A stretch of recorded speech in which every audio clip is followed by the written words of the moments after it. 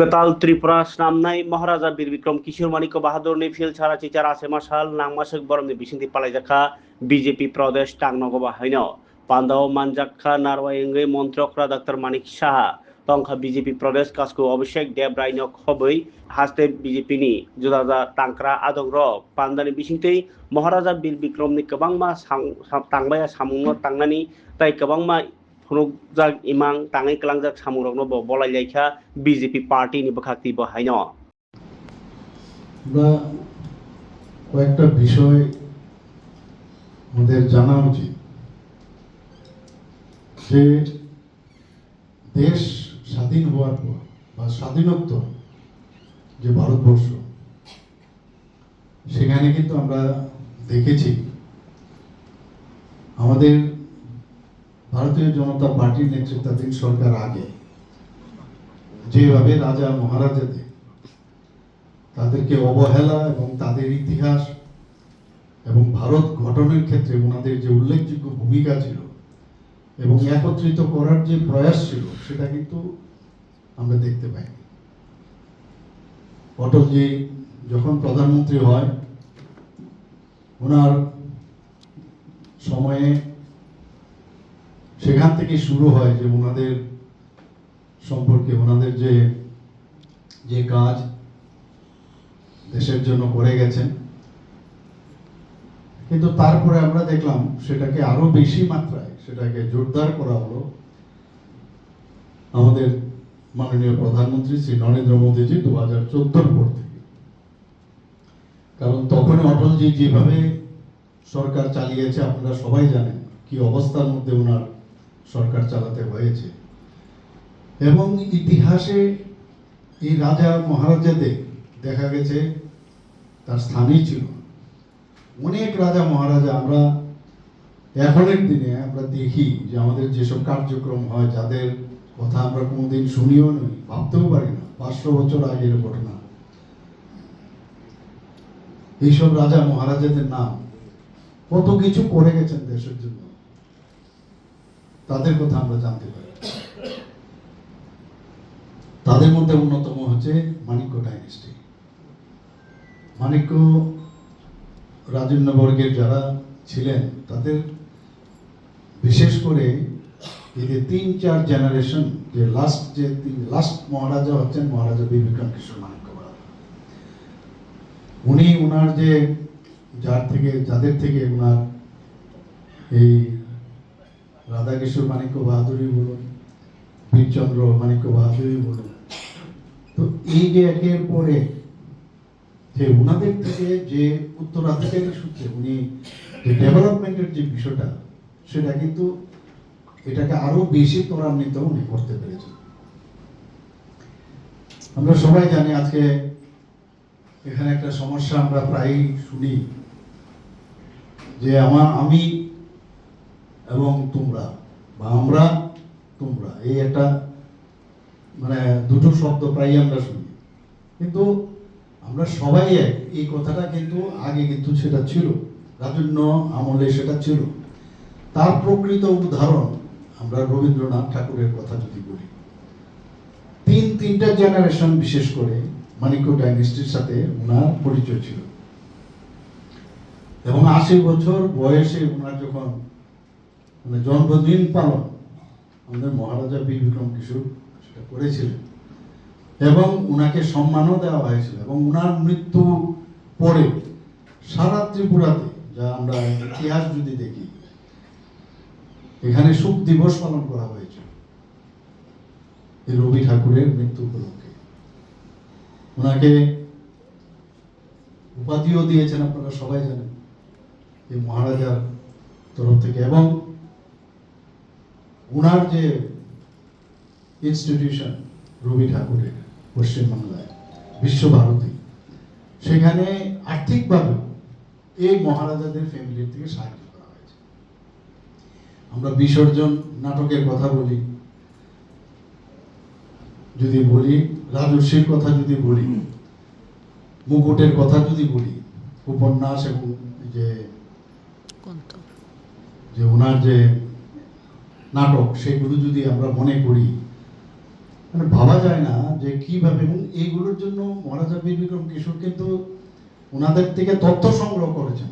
সেই তথ্য সংগ্রহের জন্য উনি চিঠিও লিখেছেন, সেই চিঠির মাধ্যমে তারপর কিন্তু এগুলো উনি করেছেন। সাথে ওনার যে সম্পর্ক এবং বাংলার যে সংস্কৃতি এবং ত্রিপুরার যে সংস্কৃতি, আমাদের এখানে যে আমাদের সংস্কৃতি ছিল, এর যে মিলন, সেটা কিন্তু তৎকালীন সময়ে ছিল। আমরা এখন এই যে বলি তুমি এবং আমি আলাদা, সেটা তখন ছিল না। এই যে একটা সুন্দর একটা পরিবেশ, জাতি জনজাতি মণিপুরি সংখ্যালঘু সবাই মিলে ত্রিপুরা একটা অদ্ভুত রাজ্য ছিল, যেখানে সংস্কৃতি প্রাধান্য দেওয়া হতো। এই সংস্কৃতির ধারক বাহক আমরা যদি বলি, এই রাজন্য ফ্যামিলির থেকে এসডি বর্মন। আমরা নিজেরাও ছোটবেলায় একদম আমরা দেখতাম প্রচুর এই জনজাতি গোষ্ঠীর যারা আছে, এত সুন্দর সুন্দর ওরা গান, আপনার বিভিন্ন ইনস্ট্রুমেন্ট। আমি নিজেও ওনাদের বাড়িতে যেতাম, দেখতাম, বসে থাকতাম, সুবিধা ছিল যাওয়ার। একটা পরিবেশে আলাদা ছিল, আলাদা করে ভাববার না যে তুমি এমুক আমি এমুক, এরকম ছিল না। এবং বাংলা যে সংস্কৃতি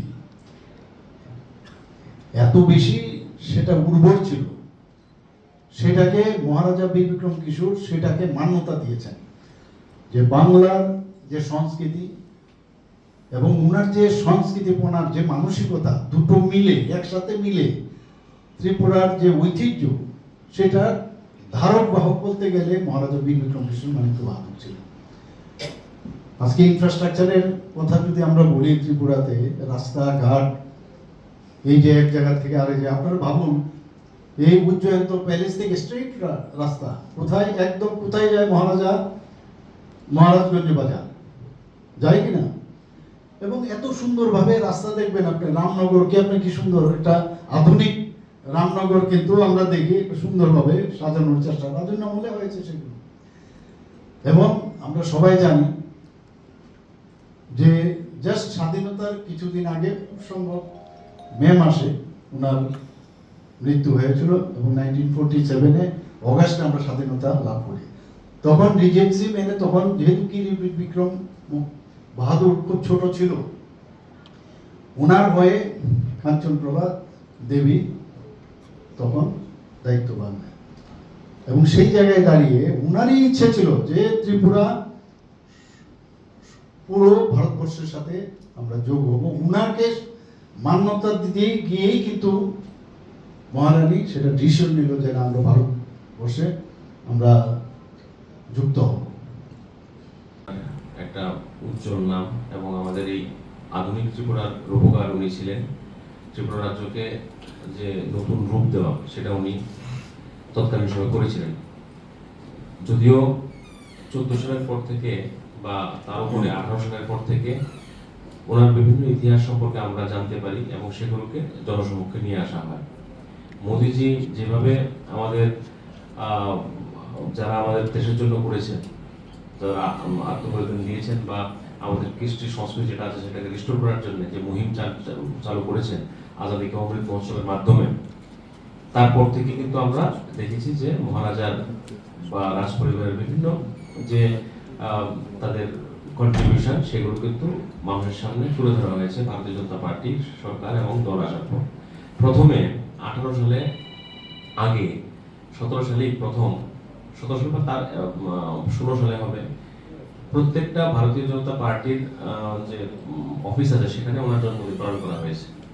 এটা কিন্তু প্রথম, ত্রিপুরাতে এর আগে এরকম হয়নি। এখন অনেকে অনেক কিছু ক্লেম করে, কিন্তু ভারতীয় জনতা পার্টি যারা সম্মানের যোগ্য, যারা সম্মান দেওয়া উচিত, সেটা কিন্তু ভারতীয় জনতা পার্টি দিয়েছে। উনি মহারাজা, আমরা দেখেছি যে ওনার করা ছিল এয়ারপোর্টের, এটা কিন্তু চাইলে আগেও সে নামকরণ করতে পারতো ওনার নামে, কিন্তু সেটাও করা হয়নি। আমাদের সরকার আসার পর সেটাকে ওনার নামে নামকরণ করা হয়েছে, এবং সেখানে ওনার মূর্তি স্থাপন করা হয়েছে। ইভেন আমাদের যে জিরো পয়েন্ট, যেখান থেকে আগরতলা শহর থেকে ত্রিপুরা রাজ্যের বিভিন্ন জায়গায় যে দূরত্ব পরিমাপ করা হয়, এটাও একটা ভগ্নদশায় ছিল। মাননীয় মুখ্যমন্ত্রী সে উদ্যোগ নিয়েছেন, একটা জঞ্জালে পূর্ণ একটা জায়গা ছিল, যেখানে আমরা দেখতাম প্রায় সময় আসা যাওয়ার সময় যে খুব একটা পিছড়ি পরিস্থিতিতে থাকতো, সেই জায়গাটাকে ক্লিয়ার করে সেখানে ওনার একটা মর্মমূর্তি স্থাপন করা, তারপর ওনার জন্মদিনে ছুটি ঘোষণা করা, সর্বোচ্চ সম্মান ভারতীয় জনতা পার্টি সরকার ওনার প্রতি প্রদর্শন করেছে। উনিও ত্রিপুরা রাজ্যের যেরকম এমবিপি কলেজ স্থাপন করেছেন এবং ইউনিভার্সিটি উনি স্থাপন করতে চেয়েছিলেন তৎকালীন সময়ে, পাশাপাশি আগরতলার শহরের রূপ দিয়েছেন। প্রথম পৌরসভা যে ডিজাইন বা কিভাবে করতে হবে, আধুনিক শহরের রূপ কিভাবে দিতে হবে, সেই পরিকল্পনা কিন্তু উনি করেছেন। পাশাপাশি বিভিন্ন স্কুল, আমাদের স্বাধীনতার আগে অনেকগুলো স্কুল ত্রিপুরা রাজ্যে এস্টাবলিশড হয়েছে, ওনার সময় সবচেয়ে বেশি স্কুলের সংখ্যা উনি এস্টাবলিশ করেছেন। তো এডুকেশন যে খুব গুরুত্বপূর্ণ, এবং বালিকা বিদ্যালয় থেকে শুরু করে বিভিন্ন মানে মহিলাদেরও পড়াশোনার ক্ষেত্রে অগ্রাধিকার দেওয়া, পাশাপাশি কালচারাল দিক দিয়ে উনি খুব স্ট্রং ছিলেন। উনি সমস্ত বিশেষ করে ওনার রবীন্দ্রনাথের সঙ্গে এবং রবীন্দ্রনাথের আশার সম্পর্কে এবং একটা নিবিড় সম্পর্ক ওনার ছিল।